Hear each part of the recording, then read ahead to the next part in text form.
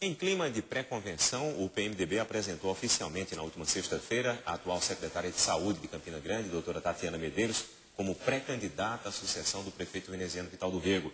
E para falar um pouco mais sobre o atual cenário político, nós convidamos o cientista político Gilberto Santos.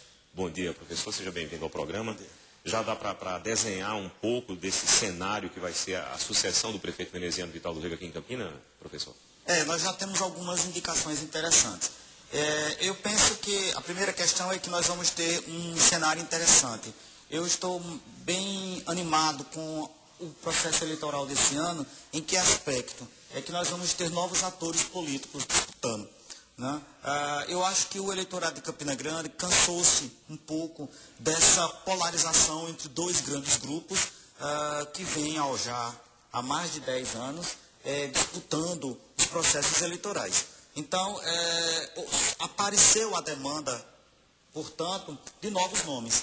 Eu acho que esse ano nós vamos ter um debate interessante. Eu até brincava com a possibilidade que aqui vamos ter que aumentar o espaço. Quase um auditório, né? Vamos ter que fazer debate, né? Vai ser um debate interessante, né? Você não vai ter duas pessoas polarizando, pessoas com outras visões. Nós vamos ter candidatos estreantes, inclusive, na política. E isso é interessante, e eu estou bastante animado para que, eu acredito que isso vai politizar o debate, eu espero, torço, né? Acho que é o que todos nós torcemos, para que a gente tenha uma campanha com um nível político mais educativo, mais politizado, e que fuja daquelas situações que nós já assistimos em eleições passadas, de um enfrentamento que deixava de ser político e passava a ser, inclusive, pessoal. Você acha que esses dois grupos que polarizam a política aqui em Campina Grande não se prepararam para ter um sucessor? Acho que sim. E a forma, inclusive, já entrando na questão que você falou, a forma como foi feita, como se procedeu a escolha da secretária de Saúde, Tatiana Medeiros, para ser candidata a prefeita, representando o grupo do prefeito veneziano Vital do Rego, demonstra isso, né? Foi um processo um tanto quanto errado, que ao que tudo parece-me que deixou fissuras. Nós temos aí alguns nomes que, claro, não ficaram satisfeitos, pleiteavam a vaga, não conseguiram, e isso deixou algumas sequelas. Então, me parece que não. Me parece que os grupos não se prepararam. E especificamente o grupo do prefeito veneziano. O outro grupo, capitaneado pelo senador Cássio Cunha Lima, também, ao que tudo indica, não teve muito tempo para isso, inclusive porque nós tínhamos esse processo todo lento, muito complicado, que finalmente resolveu-se já faz algum tempo, do senador Cássio Cunha Lima tomar posse no mandato dele. Então, o grupo estava muito focado nisso, né? E temos também a questão de que o grupo tem a participação no governo do Estado e tem toda uma série de questões complicadas. Mas, ao que tudo indica, eles tiveram menos problemas e vão chegar no processo mesmo eleitoral com menos problemas para administrar. O fato de Cássio ter tomado posse mudou esse cenário, na sua opinião? Eu acho que sim, porque o candidato do grupo chefiado pelo senador Cássio Cunha Lima, Romero Rodrigues, ele vai agora ter uma situação diferente.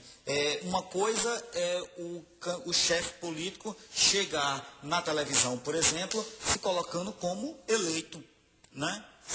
Vamos lembrar que o senador Cássio Cunha Lima teve mais de 1 milhão de votos. Uma coisa é a pessoa ter um cargo eletivo. O cargo é o oxigênio do político. Se ele não ocupa um cargo político, fica difícil, inclusive, dele influir sobre a agenda política.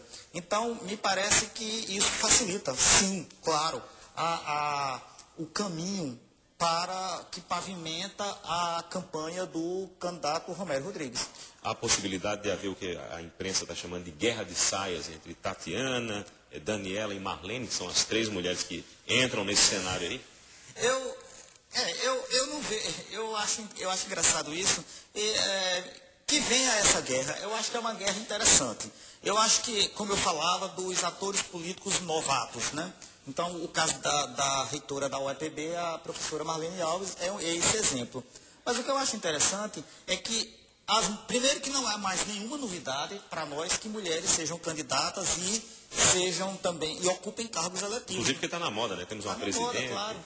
Nós temos 3 mulheres presidindo países na América Latina. Os 3 principais países da América Latina, Brasil, Argentina e Chile, são presididos por mulheres. Nós já tivemos uma prefeita, né? Isso não é novidade para nós. Então eu acho que é muito interessante, sim. E eu brinquei em uma outra entrevista, eu falava que as mulheres emprestam uma certa leveza, né, para determinadas situações, e eu brincava também que vamos diminuir um pouco o nível de testosterona, né? Obviamente que, pelo que eu venho acompanhando, e eu já acompanho eleições no Brasil há muito tempo, as mulheres são mais decididas na hora do embate eleitoral, né? Nós temos exemplos bem contundentes em relação a isso. As mulheres são mais decididas, são mais objetivas e mais pragmáticas. Mas tem a questão da TPM. Como é que fica a TPM nesse cenário? A TPM... Vai ser um negócio complicado. Vai ser um negócio complicado, né? No dia do debate eleitoral, eu acho que, na verdade, no dia dos debates, naqueles momentos que antecedem a eleição, está todo mundo com TPM, né?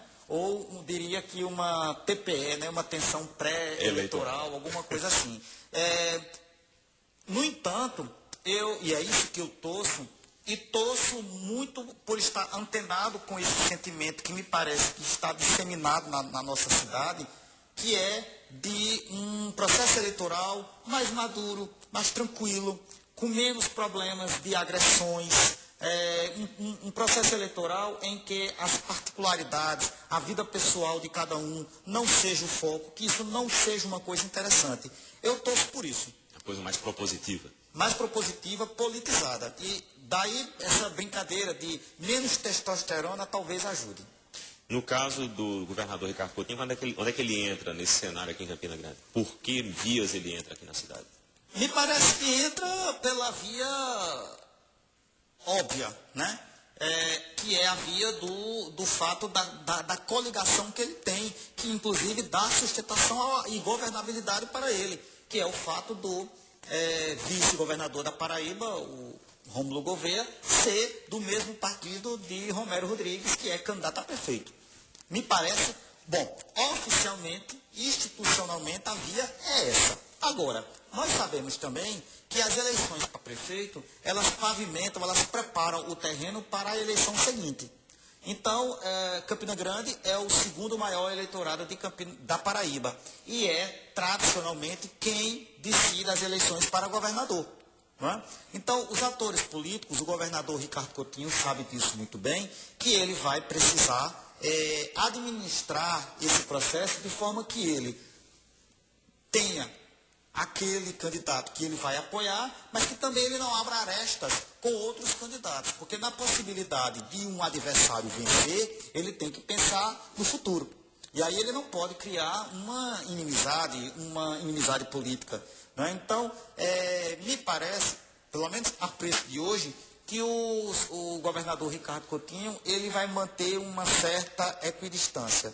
Ele vai tentar administrar na perspectiva de não se expor demasiadamente, mas também não se abster e depois ser acusado de ficar em cima do muro, que no mundo da política é nada pior do que a ideia de neutralidade. Bom, a gente faz um pequeno intervalo comercial e volta já com mais opinião aqui na TV Borborema. Em instantes.